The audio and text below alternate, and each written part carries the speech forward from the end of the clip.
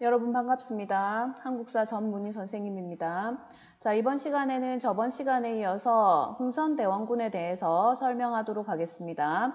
우리가 저번 시간에는 흥선대원군이 국내에서 펼쳤던 개혁 정치에 대해서 배웠다면 이번 시간에는 외국에 대해서 펼쳤던 외교 정책에 대해서 살펴보도록 하겠습니다. 자, 이번 시간에 배울 내용을 대략적으로 설명해 보면, 자, 흥선대원군이 집권했을 당시의 국외 사정을 먼저 살펴보는 게 맞을 것 같아요. 자, 흥선대원군이 집권했을 시기에는 서양 세력의 아시아 침략이 굉장히 활발하게 이루어졌습니다. 자, 이 서양 세력의 아시아 침략에 의해서 1850년대에 중국이 문호를 개방했고, 연이어서 1860년대에는 일본이 미국에 의해서 강제로 문호를 개방을 했습니다.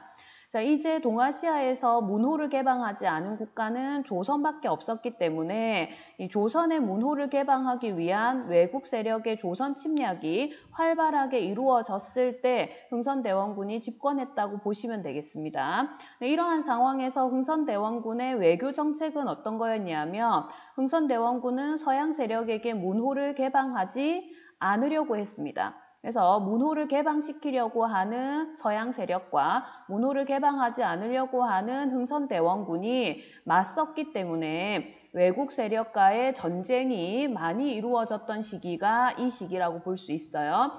그래서 대표적인 전쟁이 프랑스와의 병인양요, 그리고 미국과의 신미양요입니다. 그래서 이 병인양요와 신미양요라고 하는 서양 세력과의 갈등을 통해서 흥선대원군의 외교 정책을 살펴보는 것이 이번 시간의 주요 내용이라고 할 수 있습니다. 자, 학습지 내용을 한번 살펴보겠습니다. 자, 여러분 학습지를 준비해 주시고요. 교과서는 93페이지를 펴시면 서구의 침략에 맞서다 부분이 나옵니다. 같이 봐주시면 감사하겠습니다. 자, 앞에서 얘기했다시피 흥선대원군 시기에는 자, 서양의 침략에 맞서가지고 전쟁이 여러 차례 일어났는데 그 중에 대표적인 것이 병인양요와 신미양요입니다. 자, 1866년에 일어난 병인양요는 원인이 뭐냐 하면 같은 해 병인년에 일어난 병인박해, 즉 천주교 박해 사건이거든요. 그래서 병인박해가 원인이 돼서 병인양요가 발생을 했기 때문에 병인박해에 대해서 먼저 살펴보겠습니다.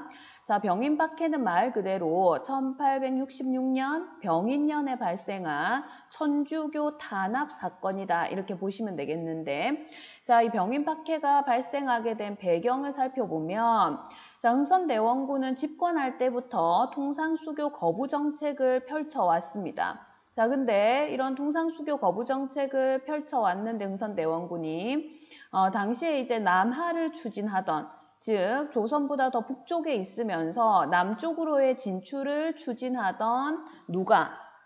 그렇죠? 러시아입니다. 러시아가 통상을 요구했습니다. 자, 흥선대원군은 통상수교를 거부했는데 러시아가 계속해서 남하를 추진하면서 통상을 요구하자 이 러시아 세력을 물리칠 수 있는 국가를 가지고 싶었던 거죠. 그래서 프랑스와 연합을 해서 러시아의 위협을 막으려고 했습니다. 자, 그래서 이때 이 러시아 세력을 끌어들이기 위해서 누구랑 연락을 하려고 했냐면 당시 천주교를 조선에 전파하기 위해서 조선에 들어와 있던 프랑스 선교사와 연락을 해가지고 프랑스하고 힘을 합하려고 했어요. 근데 문제는 당시 프랑스 선교사들이 서울에 머무르는 것이 아니라 지방에 거주를 하면서 천주교를 전파를 시키고 있었습니다. 그러다 보니까 제대로 연락이 되지 않았죠. 연락이 되지 않았고 그래서 이제 러시아를 함께 막을 수가 없고 이 프랑스 세력을 끌어들이는데도 실패를 하게 됩니다. 근데 문제는 흥선대원군이 프랑스 선교사들과 연락을 한다라고 하는 소문이 난 거예요. 당시 조선 같은 경우에는 성리학을 중심으로 하는 국가였기 때문에 양반들을 중심으로 해서 천주교를 금지해야 된다라고 하는 분위기가 많이 있었던 그런 국가입니다. 근데 이런 조선에서 흥선대원군 같은 이 집권 세력이 프랑스 선교사와 연락을 하려고 했다라고 하는 소문이 나자 이것을 비판하는 움직임이 거세게 일어났던 거죠. 자, 그래서 천주교를 금지하라는 여론이 고조가 되면서 천주교를 금지하는 데 앞장서야 되는 흥선대원군이 프랑스 선교사와 연락하려고 했다. 자, 이런 것들을 이제 내세우면서 양반들이 흥선대원군도 함께 공격을 하게 됩니다. 자, 그러자 흥선대원군이 그게 아니다. 나는 천주교를 이제 보호하려고 한 적이 없다라고 하면서 천주교를 대대적으로 금지시키는 그런 사건을 벌이게 됩니다. 그게 바로 병인박해가 되는 거죠. 그래서 이 병인박해를 통해서 천주교를 이제 박해하는 움직임이 나타나가지고 당시 조선에 들어와 있던 프랑스 선교사 9명과 그리고 조선인 신자 8천여 명이 이 박해에 의해서 사망을 하게 됩니다. 프랑스 선교사 9명까지 죽였기 때문에 이 소식은 당연히 프랑스 본국에 전해지게 되고 이것을 계기로 해서 일어나게 된 사건이 바로 병인 양요가 되겠습니다. 자, 병인 양요의 발발과 전개 봅니다. 자, 병인 양요는 병인 박해를 구실로 해서 프랑스가 조선의 문호 개방을 요구하면서 발생한 전쟁입니다. 당시 청나라에 주둔하고 있던 프랑스의 로즈 제독이라고 하는 장군이 군함을 이끌고 조선의 어디 지역을 공격하죠? 그렇죠, 여러분. 강화도를 공격합니다. 강화도 같은 경우에는 조선의 수도인 한성과 굉장히 가까운 이러한 섬이기 때문에 조선을 위협하기 위해서 강화도를 공격한 겁니다. 그래서 프랑스가 군함을 이끌고 와서 프랑스를 침략을 했어요. 자, 이때 활약한 부대가 한성근 부대와 양헌수 부대입니다.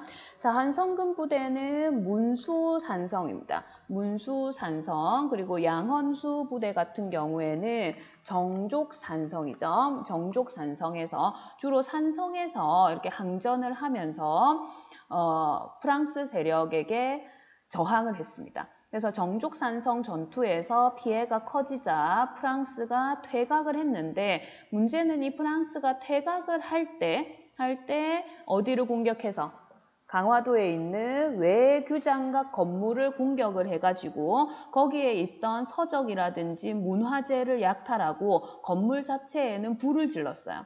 그래서 외규장각 건물이 불타고 많은 문화재가 해외로 유출이 됐는데 여러분, 이 외규장각은 어떤 시설이냐면 왕실과 관련된 서적을 보관할 목적으로 해서 강화도에 설치된 규장각 아시죠? 이 규장각의 부속 도서관이 외규장각입니다. 그래서 이 외규장각에는 굉장히 중요한 왕실 관련 이제 서류들이 많이 보관돼 있었는데, 자, 이것들이 많이 불타고 일부는 프랑스로 이제 빼앗겼다라고 보시면 되겠습니다.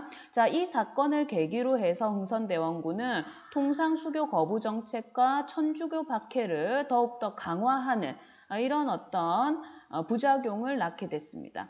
병인 양요에 대해서 지도하고 문화재 사진을 보면서 간단하게 다시 설명하겠습니다.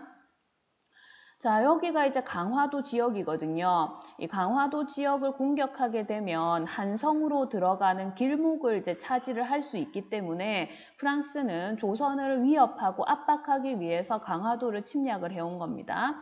당시에 이제 문수산성에서 한성근 부대가 활약을 했고요. 여기 삼낭성이라고 되어 있는데 이 삼낭성이 바로 정족산성입니다. 그래서 이 정족산성에서 양헌수 부대가 활약을 하면서 양헌수와 한성근 부대, 자, 이 사람들의 이름이 나온다. 그럼 이건 병인 양요에 대한 설명이라고 보시면 되겠습니다.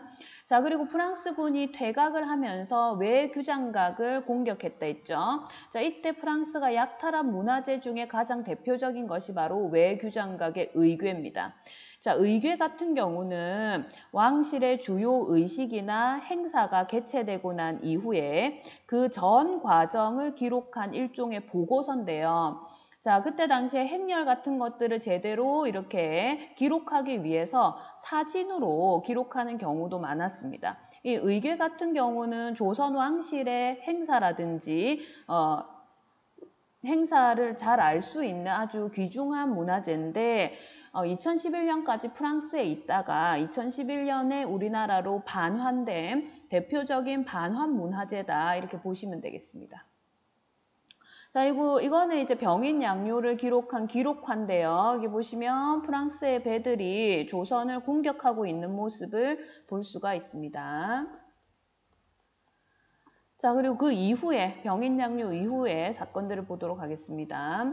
자, 병인 양요가 일어나기 전에 같은 해인 1866년에 제너럴 셔모노 사건이 있었어요. 자, 순서대로 하자면 병인 박해와 병인 양요 사이에 제너럴 셔모노 사건이 있는 겁니다. 이 제너럴 셔모노 사건은 말 그대로 제너럴 셔먼호라고 하는 미국 상선이 평양까지 쳐들어와서 통상을 요구하다가 침몰된 사건입니다. 그래서 조금 자세히 설명을 해보면, 자, 무장을 하고, 그죠? 대포를 장착하고 무장을 한 미국 상선 제너럴 셔먼호가 대동강을 거슬러서 평양까지 들어와가지고 통상을 요구를 했어요. 근데 우리나라는 당시 흥선대원군이 통상 수교를 거부하고 있던 상황이기 때문에 이 통상 요구를 들어줄 수가 없죠. 근데 처음부터 이 제너럴 셔먼호를 이제 평양 관민들이 공격했던 건 아니고요. 평양의 관리들 같은 경우에는 제너럴 셔먼호가 이제 부족하다고 하는 식량이나 땔감을 이제 지급을 해주면서 너네의 부탁을 들어줄 수 없으니까 물러가라 라고 퇴각 요청을 했어요. 근데 당시에 이 제너럴 셔먼호의 선원들이 관리를 납치하면서 백성들에게 횡포를 부립니다.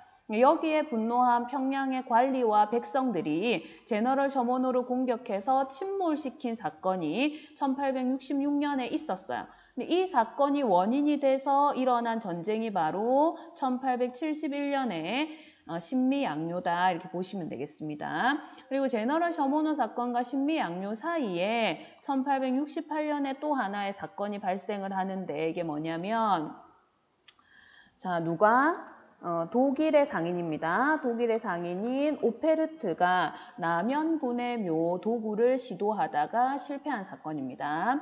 자, 여기서 오페르트는 앞에서 얘기했다시피 독일의 상인이고요. 통상을 요구하기 위해서 조선에 들어온 인물입니다.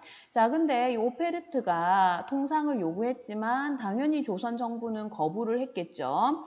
자, 그러면서 이제 오페르트가 조선을 문호를 개방시킬 수 있는 방법이 뭘까를 이제 고민을 해보는 겁니다. 오페르트가 가만히 지켜보니까 조선은 자신들의 조상을 굉장히 중요하게 여기고 심지어 죽은 조상에게 상을 차려서 제사를 지내는 그런 풍속이 있더라는 거예요.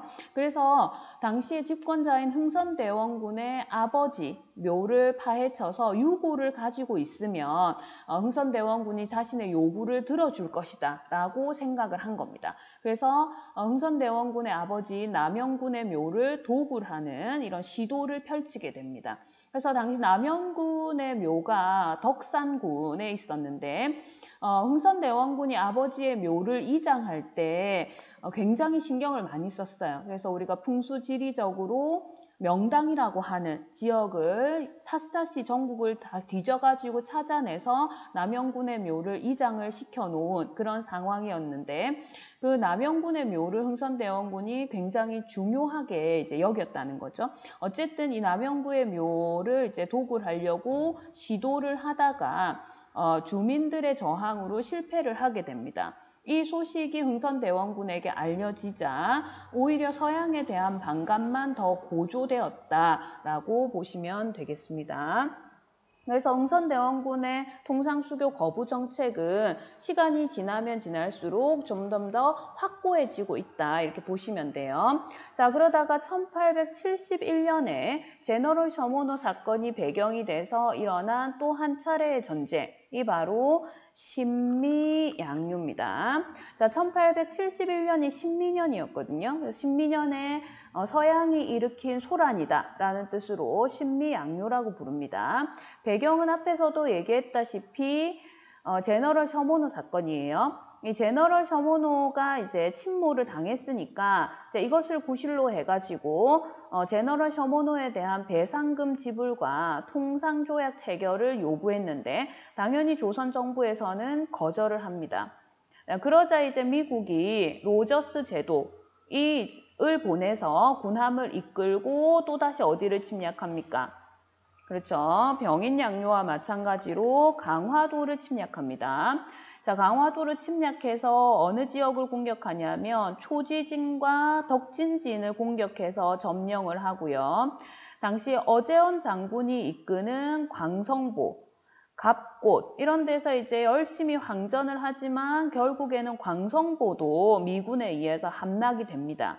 자, 그러자 이제 미국은 당연히 흥선대원군이 이쯤에서 항복하고 나올 줄 알았는데 그게 아니라 끝까지 저항할 의지를 보이는 거죠. 그래서 계속해서 저항하고 항복하지 않고 이렇게 하니까 이제 미국도 어쩔 도리가 없다라고 생각을 하고 강화도에서 물러갑니다.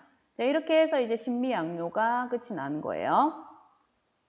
자, 지도를 살펴보시면 자, 어제원 장군이 활약한 지역입니다. 여기 광성보가 있죠. 그 다음에 초지진이라든지 덕진진 이런 지역에서 이제 미국하고 싸웠는데 이기지는 못했지만 끝까지 저항을 했고 그 다음에 광성보가 함락한 이후에도 흥선대원군이 통상수교 요구를 들어주지 않았기 때문에 계속해서 이제 미국이 자신이 원하는 바를 성취할 수 없을 것 같다고 판단을 하고 퇴각을 하게 되는 거죠. 자, 그리고 관련 자료를 하나씩 살펴보면 자, 이게 제너럴 셔모노 그림입니다. 추정되고 있는 그림이고요. 자, 그 다음에 이거는 남영군의 묘입니다. 그때 독을 당할 뻔했던 남영군의 묘가 아직도 남아있고요. 자, 그리고 이거는 이제 숫자 기를 군함에 걸어놓은 미군들이라는 이제 사진인데, 자, 이 숫자 깃발 같은 경우는 어제원 장군이 사용하던 장군 깃발입니다. 그래서 어제원 장군이 이제 전쟁을 나갈 때 자신의 부대를 상징하는 깃발로 썼는데 광성보가 함락될 때 이 깃발을 미군에게 뺏겼어요. 그래서 2007년까지 미국이 보관을 하고 있다가 2007년에 반환이 됐습니다. 그래서 외교 장각의 의궤와 더불어서 우리나라에 반환된 대표적인 반환 문화재라고 볼 수가 있어요. 그래서 의궤는 병인 양요를 대표하는 반환 문화재라며 이 숫자 깃발 같은 경우는 신미양요를 설명할 수 있는 대표적인 반환 문화재다. 이렇게 여러분들이 기억하시면 되겠습니다. 자, 이렇게 해서 이제 신미양요까지 끝내고 난 이후에 조선은 어떤 이제 반응을 보였느냐 하면 흥선대원군 같은 경우는 통상수교 거부 정책을 좀 더 확실히 하면서 널리 알리기 위해서 전국에다가 뭘 건립합니까? 그죠? 척화비를 건립합니다. 자, 여러분 척화비는 어떻게 생겼냐면 그래서 이게 척화비예요. 척화비. 여기 보면 한문이 막 나와 있죠. 그래서 해석을 하면 교과서에도 나와 있지만 무슨 뜻이냐면 이 서양의 오랑캐가 침범을 했을 때 싸우지 않는 것은 화친을 하는 것이요. 화친을 주장하는 것은 나라를 파는 것이다 라고 하는 아주 강력한 메시지죠. 이 강력한 메시지를 담은 척화비를 서울에만 건립한 게 아니고요. 전국의 주요 지점에다가 이제 건립을 해가지고 자신의 통상수교 거부 정책을 널리 알리기 위한 수단으로 사용을 했습니다. 자, 그러면 마지막으로 통상수교 거부 정책의 의의와 한계를 보겠습니다. 자, 우선 서양 세력이 조선을 침략을 했을 때 그걸 어떻게 했습니까? 일시적이지만 저지를 했죠. 한마디로 나라를 지킨 겁니다. 자, 그런 의미에서는 통상수교 거부 정책이 의미가 있다라고 볼 수 있지만 자, 다르게 이제 한계를 보자면 조선의 그렇죠? 근대화입니다. 이 근대화를 지연시켰다라는 점에서는 한계로 지적이 되고 있습니다. 당시 이 서양 세력이 추구하고 있던 정치적인 것, 경제적인 것 이런 것들을 받아들여서 조선도 근대화를 빠르게 이룩할 수 있는 기회가 기회를 가질 수 있었는데 흥선대원군에 의해서 조선의 근대화가 늦어졌다라고 비판하는, 한계다라고 주장하는 사람들도 있다는 겁니다. 그래서 다른 나라의 공격으로부터 조선을 지킨 것은 의미가 있지만 조선이 근대화될 수 있는 기회를 놓쳤다는 점에서 한계가 있다, 이렇게 기억을 하시면 되겠습니다. 자, 그래서 이번 시간에는 흥선대원군의 대외 정책에 대해서 이제 쭉 살펴봤어요. 순서대로 보자면 제일 처음에 병인 박해가 있었고요. 그 이후에 제너럴 셔모노 사건, 제너럴 셔모노 사건이 평양에서 벌어졌습니다. 자, 그 다음에 병인 박해를 원인으로 해가지고 병인 양요가 발생을 했고요. 자, 그 이후에 제너럴 셔모노 사건, 그죠? 제너럴 셔모노 사건에 영향을 받아서 신미양요가 발생을 했어요. 그리고 그 사이에 병인 양요와 신미 양요 사이에 독일의 상인인 오페르트가 흥선대원군의 아버지인 남영군의 묘를 도굴 하는 이런 이제 사건들이 발생을 했습니다. 그래서 순서대로 보자면 이런 순서로 병인 박해, 제너럴 셔모노 사건, 병인 양요, 오페르트 도굴 사건, 신미 양요, 이런 식으로 이제 사건이 일어났고요. 병인 박해를 원인으로 해서 병인 양요가 발생했고, 제너럴 셔모노 사건을 배경으로 해서 신미 양요가 발생했고, 그래서 인과관계로 따지자면 이런 식으로 이제 사건들을 정리할 수가 있습니다.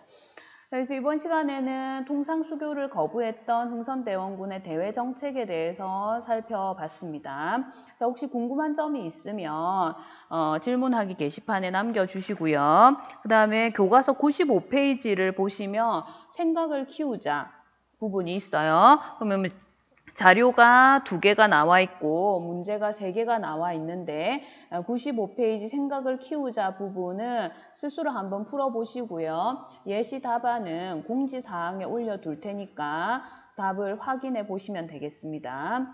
자, 이번 시간은 여기까지 하겠습니다. 모두 수고하셨습니다.